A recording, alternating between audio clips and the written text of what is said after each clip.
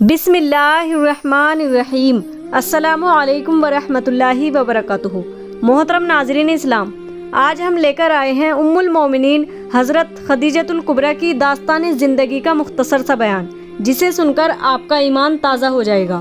تو میری آپ سے مؤدبانہ گزارش ہے کہ ویڈیو کو آخر تک غور سے سنیں اور ہمارے اس چینل بیوٹی آف اسلام کو سبسکرائب کریں۔ حضرت خدیجۃ الکبریٰ رسول اللہ صلی اللہ تعالی علیہ وسلم کی سب سے پہلے بیوی اور رفیقہ حیات ہیں۔ یہ خاندان قریش کی بہت ہی باوقار ممتاز خاتون ہیں۔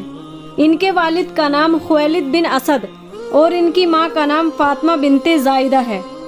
ان کی شرافت اور پاک دامنی کی بنا پر تمام مکہ والے ان کو طاہرہ لقب سے پکارا کرتے تھے۔ انہوں نے حضور علیہ السلام کے اخلاق و عادات اور کمال سیرت کو دیکھ کر خود ہی آپ سے نکاح کی رغبت ظاہر کی۔ چنانچہ اشراف قریش کے مجمع میں باقاعدہ نکاح ہوا۔ یہ رسول اللہ صلی اللہ تعالی علیہ وسلم کی بہت ہی جانثار اور وفاشیار بیوی ہیں، اور حضور اقدس صلی اللہ تعالی علیہ وسلم کو ان سے بہت ہی بے پناہ محبت تھی۔ چنانچہ جب تک یہ زندہ رہی آپ نے کسی دوسری عورت سے نکاح نہیں فرمایا، اور یہ مسلسل 25 سال تک محبوب خدا کی جانثاری و خدمت گزاری کے شرف سے سرفراز رہیں۔ حضور علیہ السلام کو بھی ان سے اس قدر محبت تھی کہ ان کی وفات کے بعد آپ اپنی محبوب ترین بیوی حضرت عائشہ رضی اللہ عنہا سے فرمایا کرتے تھے کہ خدا کی قسم، خدیجہ سے بہتر مجھے کوئی بیوی نہیں ملی۔ جب سب لوگوں نے میرے ساتھ کفر کیا اس وقت وہ مجھ پر ایمان لائی، اور جب سب لوگ مجھے جھٹلا رہے تھے اس وقت انہوں نے میری تصدیق کی، اور جس وقت کوئی شخص مجھے کوئی چیز دینے کے لیے تیار نہ تھا اس وقت خدیجہ نے مجھے اپنا سارا مال اور اپنا سارا سامان دے دیا، اور انہی کے شکم سے اللہ تعالی نے مجھے اولاد عطا فرمائی۔ اس بات پر ساری امت کا اتفاق ہے کہ سب سے پہلے حضور علیہ السلام کی نبوت پر یہی ایمان لائی، اور ابتدائی اسلام میں جبکہ ہر طرف آپ کی مخالفت کا طوفان اٹھا ہوا تھا، ایسے خوفناک اور کٹھن وقت میں صرف ایک حضرت خدیجہ ہی کی ذات تھی جو پروانوں کی طرح حضور پر قربان ہو رہی تھی، اور اتنے خطرناک اوقات میں جس استقلال و استقامت کے ساتھ انہوں نے خطرات و مصائب کا مقابلہ کیا، اس خصوصیت میں تمام ازواج مطہرات پر ان کو ایک ممتاز فضیلت حاصل ہے۔ ان کے فضائل میں بہت سی حدیثیں بھی آئی ہیں۔ چنانچہ حضور اکرم صلی اللہ علیہ وسلم نے فرمایا کہ تمام دنیا کی عورتوں میں سب سے زیادہ اچھی اور باکمال 4 بیویاں ہیں۔ ایک حضرت مریم، دوسری حضرت آسیہ فرعون کی بیوی، تیسری حضرت خدیجہ، چوتھی حضرت فاطمہ۔ ایک مرتبہ حضرت جبریل علیہ السلام دربار نبوت میں حاضر ہوئے اور عرض کیا کہ اے محمد صلی اللہ علیہ وسلم، یہ خدیجہ ہیں جو آپ کے پاس ایک برتن میں کھانا لے کر آ رہی ہیں۔ جب یہ آپ کے پاس آ جائیں تو ان سے ان کے رب کا اور میرا سلام کہہ دیجیے، اور ان کو یہ خوشخبری سنا دیجیے کہ جنت میں ان کے لیے موتی کا ایک گھر بنا ہے جس میں نہ کوئی شور ہوگا نہ کوئی تکلیف ہوگی۔ سبحان اللہ۔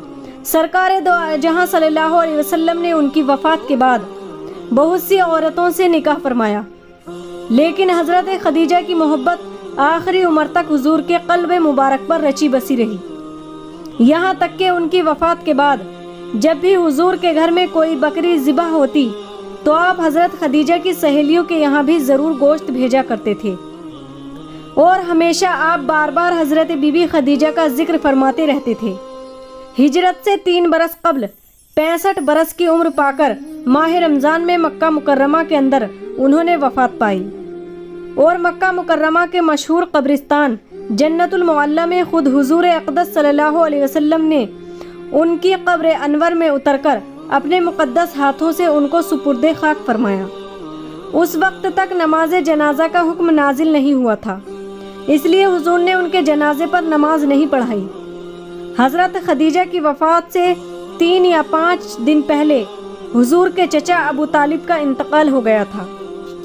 ابھی چچا کی وفات کے صدمے سے حضور علیہ السلام کا قلب نازک رنج و غم سے نڈھال تھا کہ حضرت خدیجہ کا انتقال ہو گیا۔ اس سانحہ کا قلب مبارک پر اتنا زبردست صدمہ گزرا کہ آپ نے اس سال کا نام عام الحزن، غم کا سال رکھ دیا۔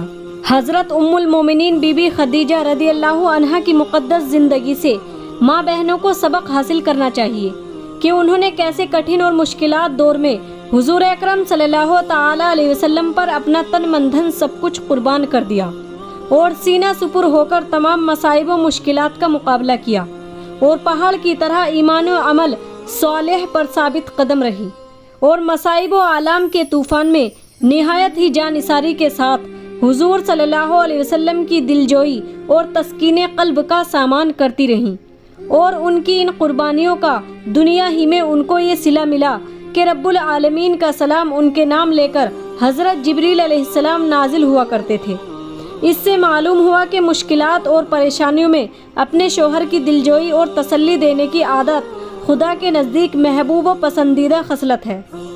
लेकिन अफसोस कि इस ज़माने में मुसलमान औरतें अपने शोहरों की दिलजोई तो कहाँ, उल्टे अपने शोहरों को परेशान करती रहती हैं। कभी तरह तरह की फरमाइशें करती हैं, कभी झगड़ा तकरार करके, कभी गुस्से में मुंह फुला करके।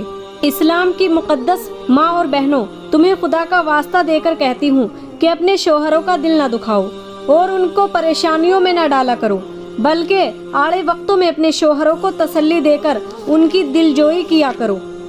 ये वो माएँ हैं जिनकी गोद में इस्लाम पलता था, ये वो माएँ हैं जिनकी गोद में इस्लाम पलता था।